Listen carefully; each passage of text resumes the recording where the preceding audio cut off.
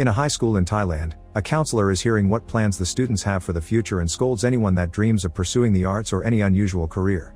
When it's Cao's turn, he explains he wants to be a professional stacking player, but the counselor scolds him as well, telling him that kind of activity has no future. Cao doesn't care about what she thinks though, and when he returns to the classroom, he keeps on practicing. At that moment, his classmate Jay enters the classroom to take care of the plants, and Cao's surprised to hear Jay trying to chat with him because he's usually ignored for being a weirdo. Jay explains she's also a weirdo and shows her support for Cao's dream because she doesn't have a big dream like him, she only wants to graduate and start a family. Over 10 years later, Cao has become a professional stacking player, impressing even kids in other countries with his amazing speed. He's still friends with Jay, and one day, he finally asks her out, wondering if she would support him while he practices to get the best national record. Jay feels that she isn't anything special because she didn't go to college, so supporting Cao could make her be part of something big. With Jay's support, Cao begins winning more competitions, but he's far from the record yet. He's also not earning any money from those wins, but if he keeps growing, he may get a sponsor someday. Cao is still living with his mother and he should be helping with her shop, but Jay's the one that takes over all his chores so he can concentrate on his training. Eventually, conditions at his mother's house become too distracting for him to concentrate, so Cao asks Jay to get a house together and split the mortgage. Jay has some savings and Cao could borrow money from his mom. At first Jay thinks this is moving too fast, but seeing Jay getting better times every week and finding a house with a beautiful bedroom for children makes her accept. When they move to the new place though, Cao doesn't understand what that bedroom is for because they aren't having babies, and a disappointed Jay allows him to keep it as his practice room. To help with the expenses, Cao takes up a job teaching about stacking to kids in a school. Jay keeps her regular job at an accounting firm and is in charge of all the chores in the house. She also takes care of her precious plants. Cao needs the perfect environment at all times, so Jay tries to make no noise at all and leaves bottles of water outside the practice room. Cao does get a new record nationally and things calm down for a while, but a year later, it's announced that the next world competition will be online and the winner can go play in the USA.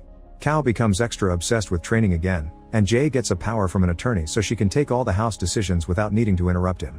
She's actually not interested in going to the USA, but she thinks supporting Jay is more important, even if her best friend Yam scolds her when she notices how stress is affecting Jay's mood. One afternoon, Jay's out shopping when she sees a baby store and can't stop herself from buying a few things. When she tells Yam about this later, Yam scolds her again, reminding her that she's already 30 and her dreams matter too, meaning she should talk to Cao. Meanwhile Cao continues his classes at school, although he doesn't have many students. A little girl called Pai Lu keeps talking to him rather disrespectfully, but Cao plays along for the sake of the job. After class, his friend Por, who is in charge of organizing these extracurricular activities, tells him to train more because she'll be opening a betting pool for him. She also brings some worrisome news. There's a kid posting online from Colombia named Edward who already has a better time than Cao and can practice all day long because he doesn't have to work. There are only 2 months left before the competition ends, so when Cao gets home, he concentrates on training hard and ignores Jay when she requests to talk, leaving her very frustrated. The next morning, Cao's training when he suddenly begins hearing the water pump getting noisy. He asks Jay to fix it, but she doesn't reply, and Cao has to leave the room to find a huge surprise. The bottles haven't been refilled and the closet's empty, meaning Jay has finally gotten tired and left. Cao considers calling her, but he can't let drama distract him from training and decides against it. Meanwhile Jay is staying at Yam's house, but she can't stop checking the security cameras on her phone to make sure Cao's okay. A few hours later, Cao still can't concentrate because of the noise the pump is making. He calls Por for help and she tries to explain how to do things by himself, but Cao finds it too confusing and prefers to buy a new one. However, he gets confused at the store too, feeling the clerks are trying to scam him, and since the reviews online are 50-50, he decides to finally call Jay to ask for her help. Jay can't believe she's being called for this and tries to express her feelings, like the fact she doesn't want to go to the USA, but Cao won't listen to her, and after a short argument, Jay leaves. Cao still refuses to let drama in his life, and the next time he's at work, he finally finds the solution. Metal, the school janitor. Cao takes her home for a test, and as soon as he sees her solve the problem with the pump in mere seconds, he hires her to take care of the house while he practices. That same day, Cao gets a call from Edward just to taunt him about his slowness. In the meantime, Jay goes to see a doctor to make sure she's still fertile and to start considering the option of a seed donor. At home, Cao's shining through his training thanks to Metal's assistance, especially when she brings in a driver and an English tutor to help. Cao thinks Metal's food is better and teases Jay by drinking milk in front of the camera, only to end up in the hospital because he didn't know he was allergic to cow milk. Jay visits him and points out they can't get back together because even if Cao wins, he'll leave for the USA, so she offers a deal. She'll teach him how to rely on himself, then she can go on her way without a worry. Cao accepts and from then on, Jay begins teaching him how to do all the chores around the house and how to shop for things that are good for his health. Sometimes Metal helps her as well, like when they have to force Cao to confront hot oil to make fried eggs.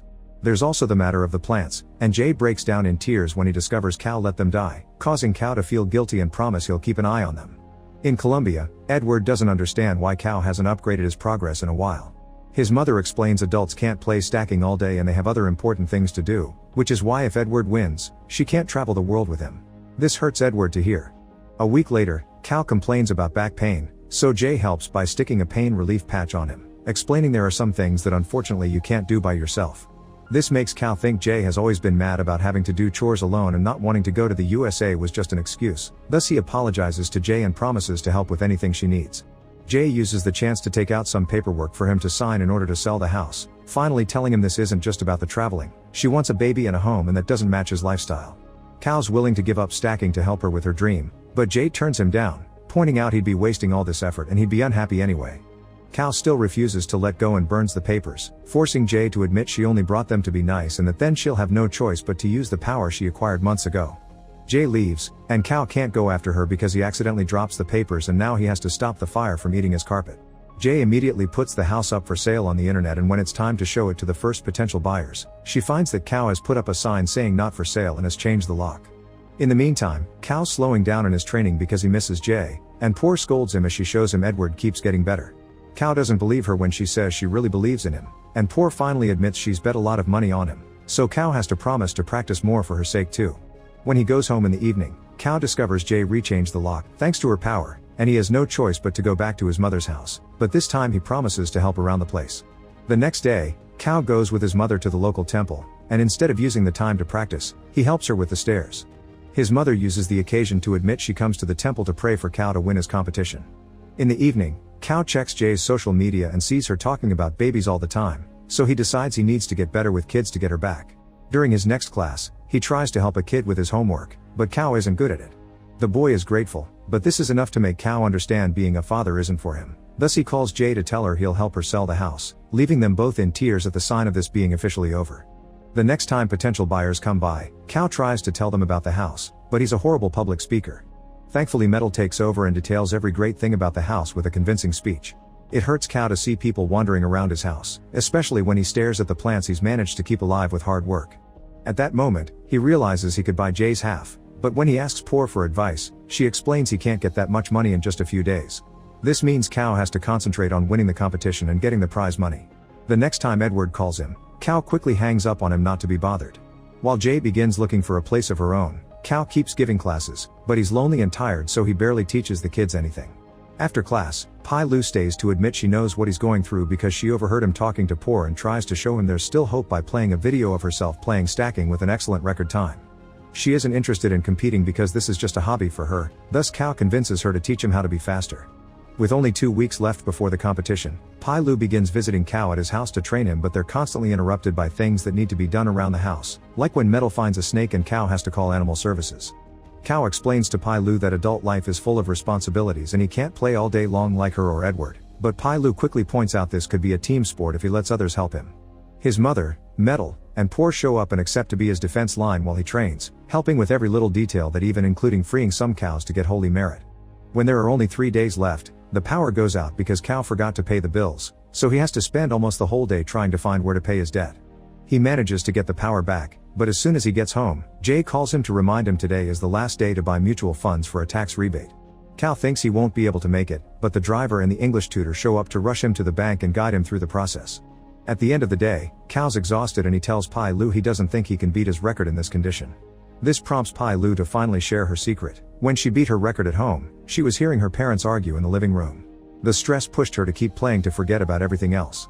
Cal wonders where he can find that amount of stress when suddenly, he gets a call from the last couple that visited the house saying they've decided to buy. Then he calls Jay to give her the news, and Jay accepts to take care of it, so it isn't necessary for him to come to the land office too. This whole deal leaves Cal in a horribly stressful mood and he channels it into his next practice, managing to break the highest record and upload the video to the competition website right before the timer ends. In Colombia, Edward achieves even a better time, but he hesitates in front of the computer. Sometime later, Cal shows up at the land office for the sale of the house.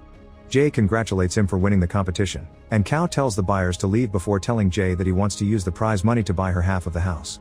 Even if they can't get back together, Cal wants to keep their memories and invites Jay to come by whenever she wants. Jay isn't sure they'll ever see each other again but appreciates the gesture, and the pair signs the papers before going their separate ways for good this time. In Colombia, Edward's mother wonders why he didn't upload his winning record, and he explains he didn't want to travel without her by his side. Later at school, Cal comes to say goodbye to Poor, who is happy about all the money she made. He also asks Pai Lu to take over his classes in order for a new generation to learn about stacking. Afterward, he takes Metal to his mother's shop so she can help her while he's gone. During his last days in Thailand, Cal makes sure to do all the chores himself and to water Jay's plants in her memory. Make sure to subscribe and turn on notifications so you can watch more videos like this. Thanks for watching.